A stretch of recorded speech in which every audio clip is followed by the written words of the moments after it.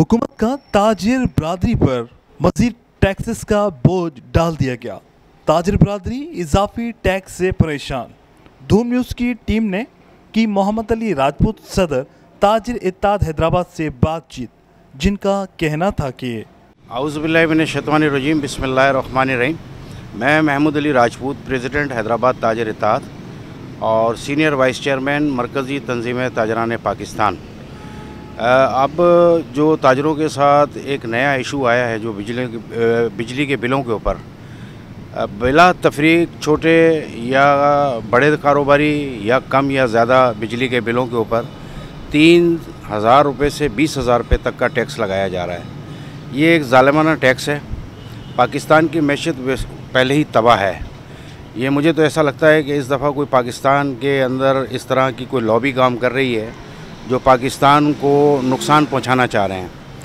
और अगर ये कारोबारी लोग हड़ताल पर चले जाते हैं या अपने कारोबार को बंद कर देते हैं तो पाकिस्तान पहले ही परेशान है, पाकिस्तान पहले ही बहरान के अंदर है, मज़ीद बहरान पैदा हो जाएगा।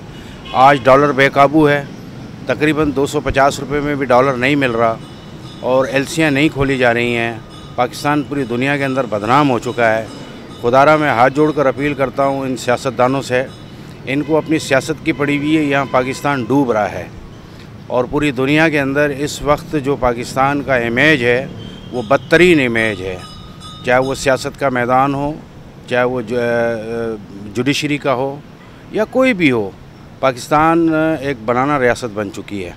तो मेहरबानी करके इस बिजली के बिल को जो ज़ालिमाना तरीके से लगाया गया है इसको वापस लिया जाए, वरना हमारी तमाम ताजरों से मुशावरत हो चुकी है और इंशाअल्लाह ताला अनकरीब उसका ऐलान किया जाएगा।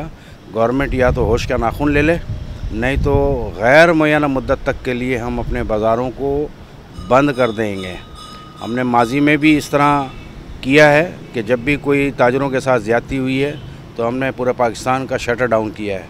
तो अगर आज भी अगर इस तरह का कोई अमल ना किया गया, ताजरों को रिलीफ ना दिया गया और इस टैक्स को ख़त्म ना किया गया तो पूरा पाकिस्तान बंद होगा।